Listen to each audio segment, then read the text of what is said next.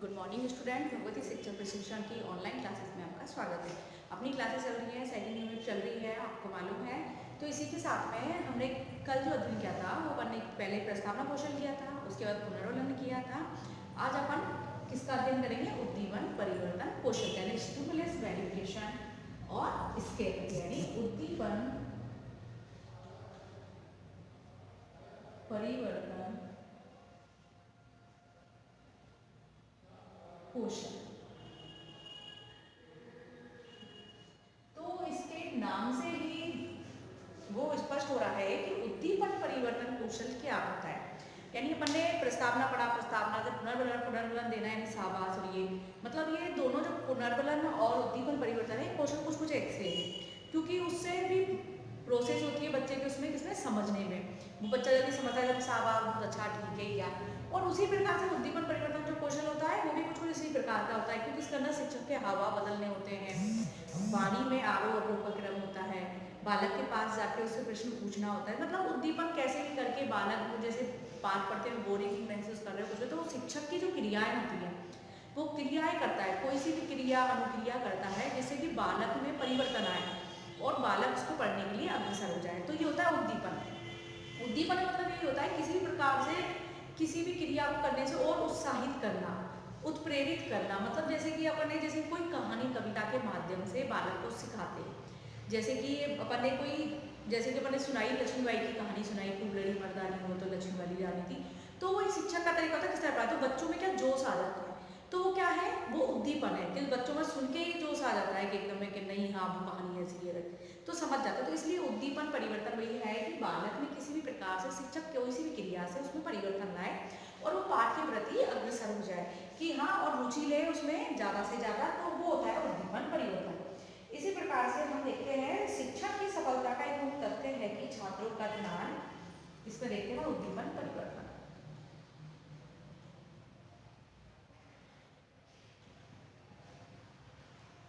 कौशल कि ये कैसे निर्माण करेंगे। कौशल है तो छात्र अध्यापक और शिक्षक के अंदर निर्माण है उद्दीपन परिवर्तन कौशल का। तो इसी के साथ में हम इसको देख लेते हैं शिक्षण की सफलता का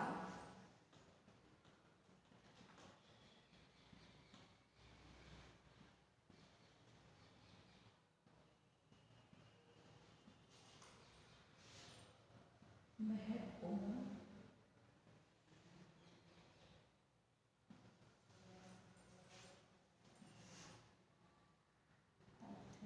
है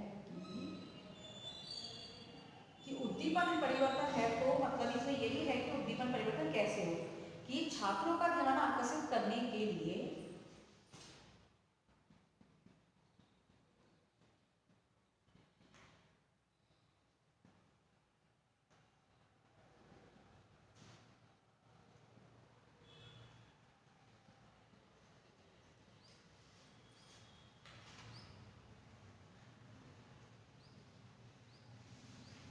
कि छात्रों का ध्यान कैसे आकर्षित कर सकते हैं, तो आकर्षित करने के लिए तथा ध्यान को पाठ में लगाए रखने के लिए तथा ध्यान को पाठ में लगाए रखने के लिए शिक्षक कौन कौन सी क्रियाएं करता है, कैसे करता है। शिक्षक अपने व्यवहार में जानबूझकर परिवर्तन लाता है। शिक्षक अपने व्यवहार में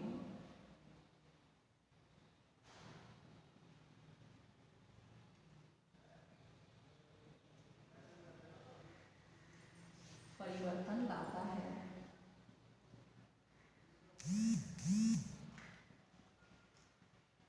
उसे उद्दीपन परिवर्तन कौशल कहते हैं।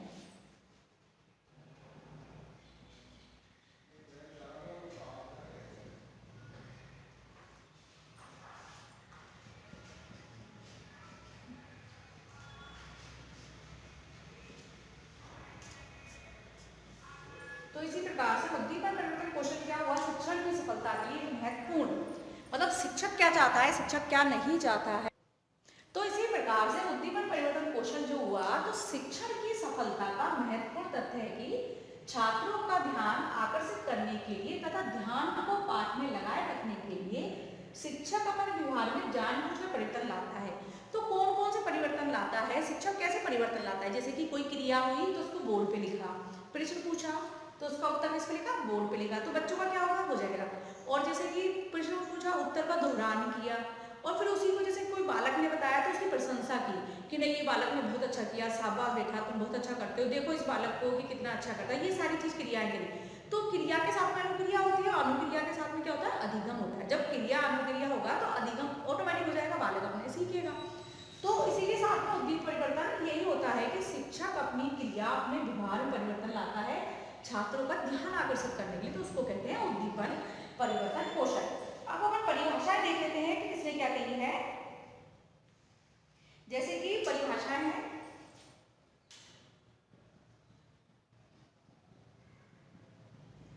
इसकी परिभाषा है उद्दीपन की।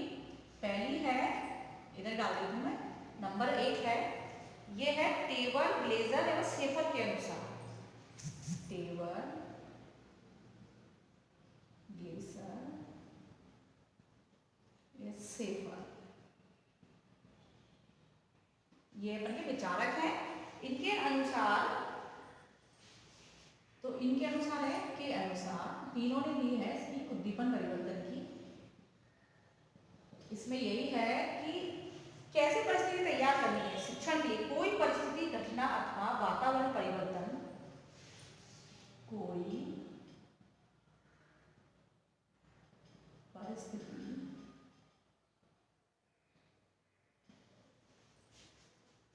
घटना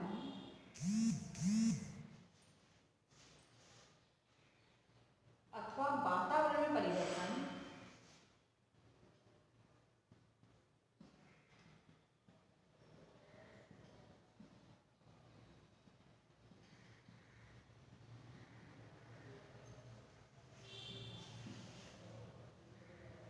से यदि छात्रों के व्यवहार में परिवर्तन होता है, से यदि छात्रों के व्यवहार में परिवर्तन होता है,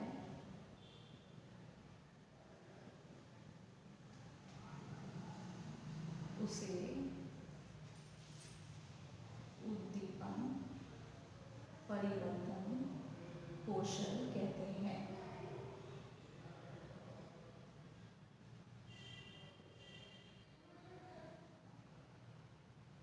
तो ये हुआ हमारा उद्दीपन परिवर्तन की हो गई। अभी अपन और परिभाषाएं देखते हैं, आप इसको नोट करते जाइए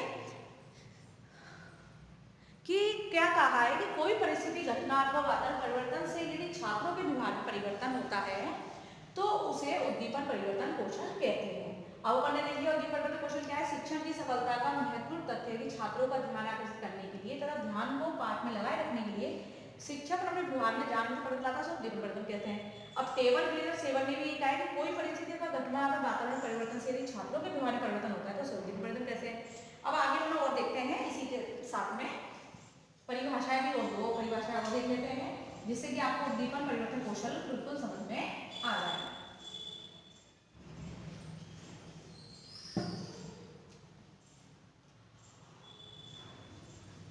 तो इसी के साथ अपन देखते हैं अगला।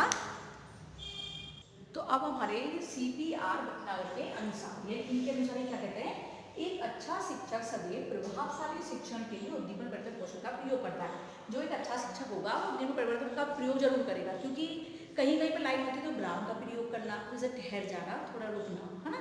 जैसे कोई लाइन हुई, फिर जब नई लाइन जैसे अपन कभी कभी कहते हैं किंतु, परंतु, लेकिन, एक दो बार से बोलते हैं तो इससे क्या होता है, बच्चे भी सस्पेंस में आएगा कि कुछ हुआ, कुछ रुका, यानी कोई ना कोई महत्वपूर्ण बात है। तो ऐसा होता है, जो शिक्षक का एक अच्छा गुण होता है कि प्रभावशाली शिक्षण के लिए उद्दीपन परिवर्तन कौशल का प्रयोग करना बहुत जरूरी होता है। कक्षा में पढ़ाते समय शिक्षक को एक स्थान पर खड़े में होकर आवश्यकता अनुसार अपने शरीर का संचालन, यानी आवश्यकता है तो शरीर का संचालन करो, और शरीर के संचालन से ही होता है कि बच्चों का ध्यान भी इधर उधर होता है और बच्चे एकाग्र, मतलब उनका दिमाग कहीं और डाइवर्ट नहीं होता है। यानी कैसे कभी कभी देखते हैं ना, पढ़ते पढ़ते बच्चों का दिमाग कुछ है, कहीं और दिमाग घूम रहा है, तो ऐसा होता है हवा में महल बनाने लग जाते हैं, तो वो ध्यान नहीं जाए और पढ़ाई पाठ की ओर ध्यान लगा है। तो इसलिए अपने शरीर संचालन, हाव भाव तथा स्वर में उतार चढ़ाव लाना चाहिए। यानी उद्दीपन परिवर्तन का यही है कि जैसे कि कभी कभी शिक्षक बोलते बोलते एकदम चुप हो जाते हैं या आवाज़ कम हो जाती है, फिर कोई ऐसी चीज़ आती है कि आवाज़ एकदम में ऊंची उठ जाती है, तो वो होता है स्वर में आरोह अवरोह या हाव भाव परिवर्तन, ये सारी चीज़ होती है।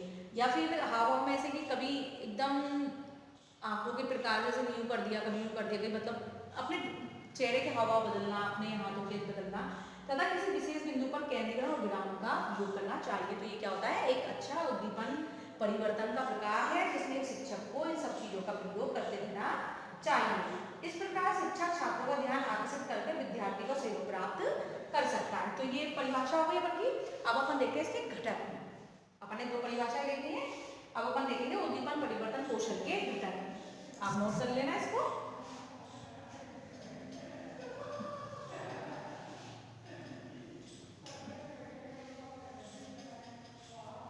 अब उद्दीपन परिवर्तन कौशल के घटक है अपने, वो देखते हैं।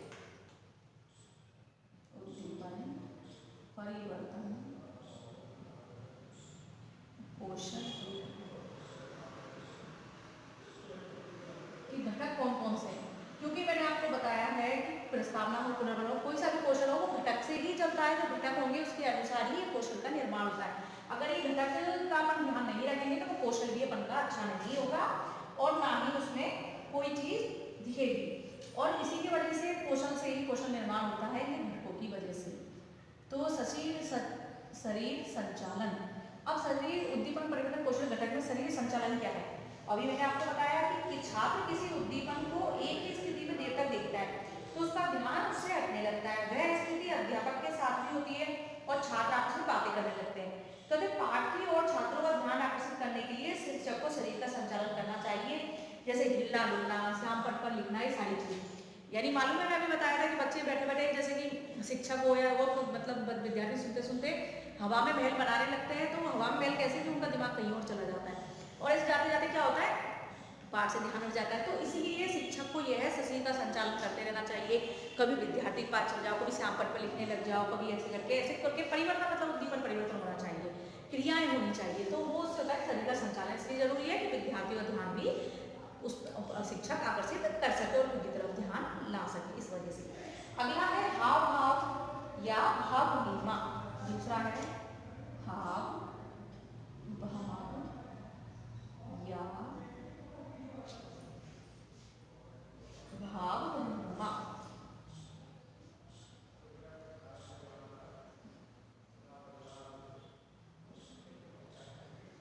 तो इसी प्रकार से हाव भाव या भाव मतलब हाव भाव में परिवर्तन लाना। कैसे लाएंगे हाव भाव में परिवर्तन, तो शिक्षक को पाठ्य वस्तु को पढ़ाते समय उसके अनुसार हाव भाव करने चाहिए। यदि दुख की बात है तो चेहरे पर दुख लाना चाहिए। मतलब जैसे हाव भाव कैसे, जैसे कोई चीज बहुत वैसी घटना है, किसी की मृत्यु का वो ऐसा आ गया, या फिर युद्ध में राजा की मृत्यु हो गई, ऐसी चीज होती है तो बड़ा वो होता है कि नहीं वो इतना मेहनत की कि मतलब जैसे कि झांसी की रानी कहानी से वो कि लड़ते लड़ते वो भी शहीद हो गई थी, ये खत्म हो गई थी, तो ऐसा लगता है कि मतलब नहीं रानी को नहीं, बच्चे सोचते नहीं रानी को नहीं मरना चाहिए था, उनको बच जाते, तो एकदम दुख के भाव आते हैं, तो दुख के भाव प्रकट करना।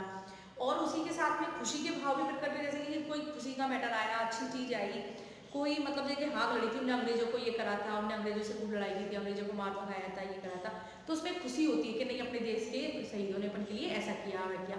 तो इस प्रकार से हाव भाव में परिवर्तन होना जरूरी होता है और हाव भाव में परिवर्तन हो। तीसरा है स्वर में आरोह व अवरोह, यानी उतार चढ़ाव, यानी स्वर में उतार चढ़ाव बना रहना चाहिए। मतलब जैसे कोई भी चीज पढ़ा रहे हैं, कोई वो कर रहे हैं, तो कभी स्वर को ऊंचा रखा, कभी तेज किया, कभी धीरे किया, तो आवाज का जो उतार चढ़ाव होता है उस पर यही है, किसी किसी शब्द पर दबाव डाल दो, किसी किसी शब्द को फ्री छोड़ दो, यानी उतार चढ़ाव। जैसे कि कोई चीज आई, जैसे कि बहुत अच्छा टॉपिक आया एकदम में, जैसे कि बच्चों में ओज की और उसकी गुण बढ़े ना अपने, तो उसकी वो हो जाए एकदम में तेज आ जाए, तो उसे आवाज में तेज करेगी। फिर जैसे कि धीरे धीरे आ रहा है तो धीरे से स्लो लिया, यानी उतार और चढ़ाव बना लेना चाहिए। तो मतलब उद्दीपन परिवर्तन कौशल है, इसमें ये है मेन चीज है ये। और चौथा है केंद्रीकरण। मतलब ये सारी चीज होते हुए भी अपन को अपने टॉपिक पे केंद्रित रहना चाहिए, मतलब अपने टॉपिक से नहीं हटना चाहिए।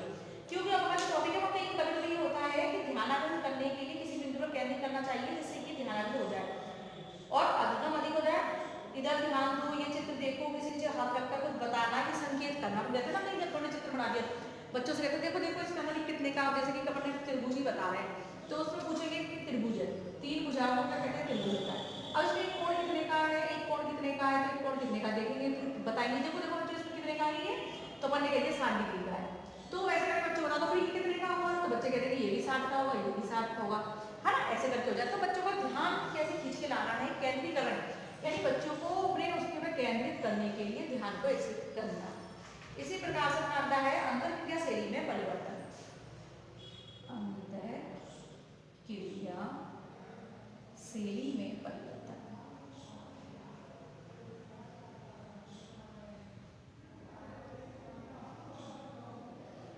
तो अंतरक्रिया शैली में परिवर्तन कैसे लाएंगे, तो इसमें ये कि जब 2 या 2 से अधिक व्यक्ति एक दूसरे से मौखिक वार्तालाप करते हैं तो उसे मौखिक अंतरक्रिया की संज्ञा दी जाती है। कक्षा में कई प्रकार की अंतरक्रिया होती है, छात्र सेवा के अंतरक्रिया परिवर्तन प्रोत्साहन होना चाहिए। तो ये अपन के हो गए 5वां अंतरक्रिया में परिवर्तन कैसे होगा, कि मौखिक क्रिया हो रही है, सबकी पढ़ा रहे हैं, काम चल रहा है, तो इस प्रकार से अंतरक्रिया में परिवर्तन।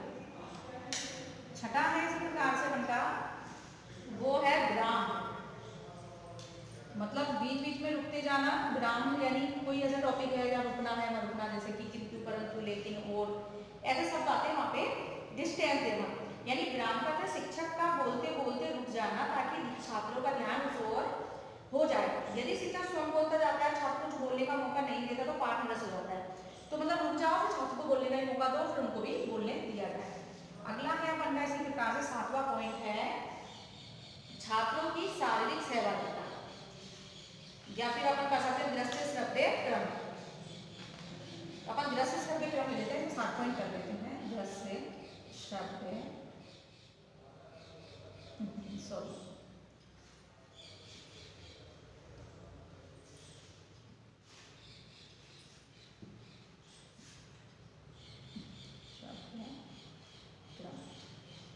मतलब दृश्य और श्रव्य सामग्री का अगर प्रयोग कर रहे हैं तो इसका भी ध्यान रखना पड़ता है कि दृश्य श्रव्य क्रम है तो परिवर्तन कैसे लाना है, उसको कैसे जोड़ना है। तो ये सारे बनके कितने 5 पॉइंट हो गए, ये 7 पॉइंट हो गए, तो ये सारे तो इसके घटक है। अब ये घटक है तो घटक में क्या होगा कि जब अपन क्या बनाते हैं, इसकी सूची तैयार करते हैं। कैसे करते हैं सूची, अभी मैं आपको बताती हूँ कि इस घटक की सूची तैयार करने में सारे पढ़े हैं अपन ने कि इनमें कैसे बदलाव आना है, क्या करना है, हाव भाव है, ये है। तो इसकी सूची मैंने आपको हर क्वेश्चन में बताई है कि इसमें प्रत्येक घटक की आवृत्ति अंकन की सूची होती है। तो टेली मार्क के अनुसार मैंने आपको बताया था कि सूची बनाई जाती है, टेली मार्क के अनुसार कैसे उसमें टिक लगाओगे, कैसे नहीं करोगे। तो वो टिक के लिए, क्योंकि अपन उद्दीपन परिवर्तन कौशल पढ़ रहे हैं, तो अपन ने ये चीज देखी, क्या देखा अपन ने, ये पॉइंट देखे सारे, क्या शारीरिक संचालन, हाव भाव का भाव भंगिमा, मतलब उद्दीपन परिवर्तन का मतलब यही है, क्लियरली अपन का हो गया है कि अपनी क्रियाओं में पाठ की विकास के लिए, उसको आगे बढ़ाने के लिए, छात्रों में तेज लाने के लिए, अपन उनका ध्यान केंद्रीकरण करने के लिए शिक्षण जो भी क्रियाएं करता है, हाव भाव परिवर्तन करता है। इसमें मैंने सिर्फ बता दिया शरीर संचालन करता है, शरीर का संचालन कैसे करता है, हाथ पे इधर, शिक्षक को इधर से उधर जाएगा, उधर जाएगा, श्याम पट पे लिखेगा, बच्चों को कुछ कहेगा, तो ये सब सारी संचालन है, किस प्रकार से शरीर को चला रहा है, हाथ पैर चल रहे हैं, इधर उधर घूम रहा है। तो ये सारी क्रियाएं शिक्षक क्यों करता है, जैसे बच्चे का ध्यान शिक्षक की ओर रहे। हम भी जनरली क्लास में अपन सब भी जानते हैं कि बच्चा जैसे ही आधे घंटे का पीरियड हो गया, 35 मिनट 20 मिनट निकल जाती है, तो बच्चे एक दूसरे से बातें करने लगते हैं, एक दूसरे से बातें करने लगते हैं, तो क्या करते हैं, वो इधर बात में करवाते, तो शिक्षक क्या करेगा भाई, उनको चलते बात भी तो नहीं करेगा, नहीं तुम चुप रहो, ये रहो, तो वो उसको इस तरह से वो करेगा कि अपना इधर उधर होगा, तो बच्चे सोचेंगे शिक्षक हमें देख रहे हैं, ये देख रहे हैं, तो वो एकदम में चुप हो जाता है, उनका ध्यान उधर आ जाता है। तो ये होता है शरीर संचालन। इसी प्रकार हाव भाव या भाव, तो हाव भाव में बदलाव के मान लो कभी चेहरा ऐसा हो जाता है कि नहीं बहुत ज़्यादा दुख का भाव हो गया, कभी कभी सुखी स्माइल दे दी और आंखों से कभी वो कर दिया, तो मतलब वो चेहरे के इंप्रेशन होते हैं कैसे कैसे करना है, कभी मुँह चढ़ाना, कभी वो करना, तो ये सारी चीज़ें उद्दीपन में ही आती है। और उद्दीपन कौशल का मतलब यही होता है कि जो छात्र अध्यापक को प्रशिक्षण दिया जाता है, कौशल निर्माण दिए जाते हैं, तो उसमें यही है कि आप अपने में और विद्यार्थियों में कितना उद्दीपन परिवर्तन करवाए, विद्यार्थियों में हुआ या नहीं हुआ परिवर्तन, आपने जो पाठ पढ़ाया उसमें कुछ परिवर्तन आया नहीं है, बच्चों में कोई क्रिया हुई या नहीं, तो इसलिए अभावी रखते हैं। स्वर में आरोह अवरोह, मध्य उतार चढ़ाव किसी चीज को लंबा खींचना, फिर रुक जाना, फिर रुक करना, यानी आवाज तेज करना, फिर कम करना। तो ये होता है स्वर में आरोह। अगला केंद्रीकरण, जो अपना टॉपिक है उसमें बच्चों को केंद्रित कैसे कर सकते हैं, बच्चों को अपनी ओर ध्यान आकर्षित करने के लिए क्या कर सकते हैं। तो जो टॉपिक है उसमें लेके आना बालक को। अपन ने जैसे प्रस्तावना कौशल पढ़ा है, उद्दीपन कौशल पढ़ा है, सारे कौशल पढ़ने हैं अपन ने। तो इन सारे कौशलों का मतलब क्या था कि ये कौशल का निर्माण छात्र अध्यापक करेंगे, जिससे कि उसमें एक अच्छा शिक्षक का निर्माण हो सके और फिर वो अपने शिक्षण कार्य को अधिक प्रभावशाली बना सके। तो ये सारी चीज हो गई है। अंतरक्रिया शैली में परिवर्तन, तो छात्र और शिक्षक के मध्य जो भी अंतरक्रिया होती है तो उस क्रम में कैसे परिवर्तन हो, वो परिवर्तन कैसे आए, जैसे कि शिक्षण का कार्य और प्रभावी बने। विराम रुकावट जरूरी होती है कि जैसे कोई भी शब्द आता है, कोई लाइन होते हैं, कोई शिक्षक को वहाँ पे विराम लेना होता है। जैसे कई बार हम भी विराम ले लेते हैं, कह देते हैं अब आप इसको लिख लीजिए, तो हम थोड़ी देर चुप हो गए, तो चुप हो गए, तो छात्र उतार रहा है तो क्या हो गया, विराम हो गया। फिर उस चीज को दोबारा से उठाना, दोबारा से बोलना, तो ये होता है सब विराम, यानी रुकावट लाना, अपनी क्रिया में अंतराल रखना, यानी अपनी विषय वस्तु के प्रति बोध क्षमता का विकास करना या सोचने का अवसर देना। तो ये सारी चीज होती है। अब दृश्य श्रव्य क्रम या फिर शारीरिक क्रिया परिवर्तन, ये अपन इसमें कर सकते हैं। तो सारी ज्यादा शारीरिक क्रिया में परिवर्तन, इसमें दृश्य श्रव्य क्रम या शारीरिक क्रिया, जैसे दिखा दिया शारीरिक क्रिया परिवर्तन लाना है, कुछ करना है। जैसे श्रव्य क्रम परिवर्तन ऐसे, जैसे कि कोई चित्र बना दिया, बोर्ड पे चित्र बनाया, बच्चे देख रहे हैं, उसमें ध्यान दे रहे हैं, वो नोट कर रहे हैं और सुने, शिक्षक बोलता जा रहा है। तो ये क्रम परिवर्तन करना कैसे करना है, कैसे नहीं करना है, क्योंकि शिक्षक जब कुछ बनाएगा, डायग्राम वगैरह बनाएगा, तो वो चुप हो जाएगा, तो शांति कब हो जाएगा। फिर उसके बाद अगर वो उसके बारे में समझाता है, बोलता है, तो वो श्रव्य क्रम हो जाएगा। तो इसमें परिवर्तन कैसे लाए, कैसे नहीं लाया जाए, तो ये सारी चीज इसमें होती है उद्दीपन परिवर्तन कौशल के घटक में। अब इसी प्रकार से अपन इसका देखते हैं आवर्ती अंकन कैसे करते हैं, कि एक शिक्षक कर रहा है, तो ये सारी चीज तो पॉइंट तो है ही है, क्योंकि अगर बनाना है तो इसमें अपन कर देंगे, इसको पैक कर लेते हैं अपन यहीं से, इसी में अपन इसको डाइवर्ट कर लेते हैं। तो जैसे कि ये है, अब ये सारी चीजों की पूर्ति करेंगे। अब ये सारी पूर्ति होगी मिनट में, एक एक मिनट में, मतलब उद्दीपन परिवर्तन कौशल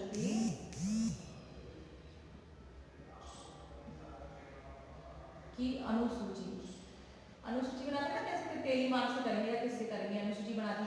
अब इसमें 1 2 3 क्रम देखेंगे कि ये वाला भाव कितना था, ये नहीं था, मतलब आवर्ती का ध्यान लगाएंगे। तो इसमें लिख देंगे 1 2 3 4 5 6 7। अभी जो डायग्राम तैयार होती है उसमें लिखा होता है। अब शरीर का संचालन कितना हुआ, तो इसमें अपन ऐसे करके बारी बारी लाइन खींच देते हैं, उसमें टिक लगाते हैं कि शरीर का संचालन था नहीं था, ये सारी चीजें देखते हैं। अब कैसे देखेंगे, फिर मैं इसको आपको बताऊंगी कि कैसे होता है, ये चीज हो गई। अब इसमें लाइन खींच देंगे ऐसे करके, और उसके आगे कि छात्र अध्यापक ने कैसा पढ़ाया, कैसा नहीं पढ़ाया, ये सारी चीज देखेंगे अपन, किस तरह से प्रोसेस हुई, कैसे नहीं हुई। तो शरीर का संचालन कितना हुआ, जैसे कि आपको लगा कि नहीं इसमें टेली मार्क्स से 2 के बराबर ही हुआ है, किसी में अगर जो शरीर संचालन बहुत अच्छा है तो अपन 7 भी दे सकते हैं, ऐसे करके लगाते हैं ना, ऐसे हाव भाव कैसे थे, तो ऐसे टिक कर देंगे। तो टेली मार्क के लिए मतलब किसी में मार्क लगा सकते हैं ना, कि ये चीज क्रिया ऐसे हुई, वो क्रिया ऐसी, तो इस टेली मार्क। तो इससे क्या होता है, ये टेली मार्क कौन लगाएगा, पर्यवेक्षक। कौन लगाएगा, पर्यवेक्षक टिप्पणी करता है। मैंने ऊपर लिख दिया है, इसको अपन नीचे इधर इस जगह लिखते हैं। तो पर्यवेक्षक इसमें टेली मार्क लगाएगा, जो छात्र क्रिया करिए तो उसका रिजल्ट वो इससे निकालेगा कि उसने ये क्रियाएं कैसे करी, कैसे नहीं करी, तो ये सारी चीज इसमें आ जाएगी। तो इसी प्रकार से इसमें आगे जो पढ़ाई जाती है उसमें सर्वोदय बहुत अच्छा, ये सारी चीज लिखी होती है ना, कि छात्र अध्यापक ने क्रिया कैसे की, कैसे नहीं की, कितनी अच्छी रही। तो इसके रेटिंग के अनुसार पता लग जाता है कि उसकी क्रिया कितनी अच्छी रही है, कितनी नहीं रही है, किसकी, छात्र अध्यापक की। तो ये सारी चीज हो गई। अब अपन इसमें देखेंगे कि उद्दीपन परिवर्तन के लिए क्या करना चाहिए, कि कैसे उद्दीपन परिवर्तन किया जाए।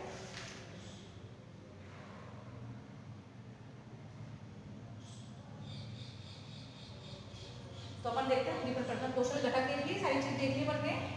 अब कौशल का निर्माण कैसे करोगे आप, कौन सा प्रकार होगा, तो इसके अंदर ये है कि कौशल का निर्माण करना है तो इसमें आप कोई कविता ले सकते हो, ठीक है, कोई दोहे ले सकते हो, मतलब आप उसमें कोई, मैंने आपको बताया इसका प्रारूप कि जैसे कि उद्दीपन परिवर्तन कौशल है तो कक्षा, विषय, समय, ये सारी चीज मैंने आपको बताई थी। वो ब्लैक बोर्ड की पूर्ति अपन जो ऐसे करते हैं ना, ऊपर लिखते हैं, तो सारी चीज उसके ऊपर लिखनी है।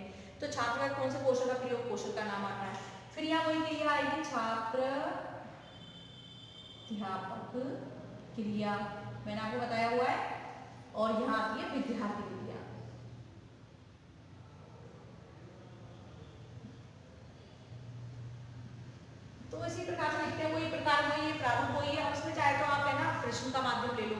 प्रश्न ले सकते हो, है ना,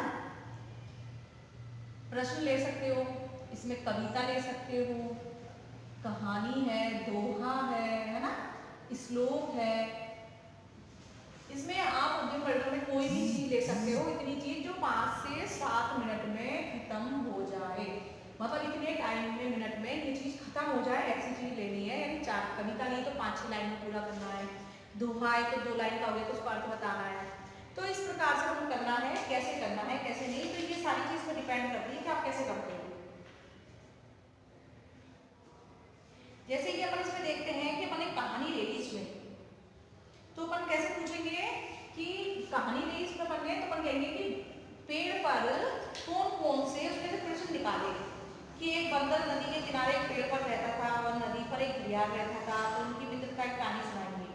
तो बंदर एक अक्सर पेड़ पर रहता था तो फलों को खाता था और चीजों को खा लेता था, और घड़ियाल में रहता था वो तो नीचे ही रहेगा ना भाई। इस प्रकार हम कविता सुनाएंगे तो उसमें से प्रश्न पूछेंगे कि बर्फ पानी में कौन रहता था और कैसे विश्लेषण, ऐसे करके अपन इसमें कहानी सुनाएंगे। तो जीवन की तो यही चीज थी कि अपन ने कविता सुना दी, तो उसमें से बच्चों को इतना इंटरेस्ट आएगा कि बंदर पेड़ पे रहता था, बंदर पेड़ पे रहता था, घड़ियाल तालाब में रहता था। तो बंदर पेड़ पे से अच्छी अच्छी चीजें खा लेता, तोड़ के खाता रहता था, फल खाता था। तो घड़ियाल को यही लगता था कि नहीं ये अच्छी चीज खाता है तो इसका मीट मतलब जो बंदर का मांस वगैरह होगा वो कितना अच्छा होगा। तो वो सोचता है इसको कैसे भी करके मैं इसमें वो कर लूँ और मैं इसको खा लूँ। वही मित्रता थी, लेकिन मित्रता में भी घड़ियाल में वो आ गया, स्वार्थ आ गया। तो देखो मतलब मित्र भी अच्छे भी हो सकते हैं, बुरे भी हो सकते हैं। तो बच्चों को मैंने इसे समझा सकते हैं मित्र कैसे होते हैं कैसे नहीं होते, तो उद्दीपन हो जाएगा कि नहीं मित्र भी अपन को सोच समझ के बनाने चाहिए, कहीं मित्र में स्वार्थ तो नहीं है या मित्र स्वार्थ से ही अपन से मित्रता तो नहीं कर रहा है। तो ये सारी चीज अपन को बच्चे भी समझ जाएंगे, उससे अपन को मॉरल भी मिल जाएगा, सारी चीज मिल जाएगी, नैतिक शिक्षा काम मिल जाएगा। इस प्रकार से उद्दीपन परिवर्तन को आप बना सकते हो, कहानी, कविता, दोहा, इसमें कुछ भी हो सकता है। बस क्रिया यही है, इसमें लिखना है और इनमें कितना परिवर्तन हुआ ये इसमें बालक के ऊपर है। या फिर आप प्रश्न का माध्यम ले सकते हो, प्रश्न के माध्यम से समझा सकते हो कि सूर्य मतलब पृथ्वी और सूर्य किसके परिक्रमा लगाते हैं, चंद्रमा किसका परिक्रमा लगाते हैं, तो उसको चित्र बना के अपन समझा सकते हैं। ऐसे करके चित्र के माध्यम से, जैसे कि इसमें अपन ने बना दिया गोल सर्कल बना दिया, उसमें सूर्य चंद्रमा पृथ्वी बना दिए, तो इस प्रकार से चलती रहती है। कैसे भी समझा सकते हो, उद्दीपन परिवर्तन क्वेश्चन कैसे भी बना सकते हो, उसका माध्यम कुछ भी हो सकता है। मतलब बालकों में और शिक्षक में दोनों में परिवर्तन होना चाहिए, हाव भाव आने चाहिए, सारी चीज बालकों में आनी चाहिए। तो अपन ने समझ लिया कि क्या होता है उद्दीपन परिवर्तन कौशल, हमें समझ में आ गया होगा। अपन ने प्रस्तावना पढ़ लिया, ठीक है, और पुनर्वरण पढ़ लिया। इसी के साथ में आज हमने उद्दीपन परिवर्तन कौशल भी पढ़ लिया। तो उद्दीपन परिवर्तन कौशल का यही है कि किस प्रकार से इसमें शिक्षक में, छात्र अध्यापक में, सामने बैठे विद्यार्थियों में उद्दीपन होना चाहिए, जिससे कि अपन के पाठ का विकास अच्छे से हो सके। जो शिक्षक क्रिया करना चाहता है वो क्रिया सफल हो सके, जिससे कि बालकों में परिवर्तन आए, सब में परिवर्तन आए। यानी हाव भाव, उसकी मन की शारीरिक स्थिति, ये सारी चीज, सारी शरीर का संचालन कैसा है, हाव भाव कैसे हैं, उसका टॉपिक पे केंद्रीकरण है या नहीं है, विराम का प्रयोग है नहीं है, बारी में उतार चढ़ाव, नहीं सारी चीजें अपन को उद्दीपन में देखनी पड़ती है। और मैंने जितने भी आपको जो प्रस्तावना कौशल है, पुनर्वरण कौशल है, ये सब कौशल बचाए हैं। आज तीसरा कौशल था अपन का उद्दीपन परिवर्तन। तो मैंने सबके घटक बताया आपको, ये सारे कौशल घटक के अनुरूप चलते हैं। ये घटक जो है इसके अनुसार ही जो पर्यवेक्षक होते हैं वो छात्र अध्यापक पे टिप्पणी करते हैं, वही बताते हैं कि तुम में इसमें परिवर्तन हुआ है नहीं हुआ, तुम्हारी स्थिति कैसी है कैसी नहीं, इसके अनुसार पता लग जाता है कैसी है या नहीं है। तो अपन आज तीसरा क्वेश्चन पूरा कर चुके हैं और आगे अपन इसी के अनुसार अब अगला क्वेश्चन का निर्माण करेंगे और अगला पढ़ेंगे। इसी के साथ आज अपन का वीडियो यही खत्म होता है। धन्यवाद।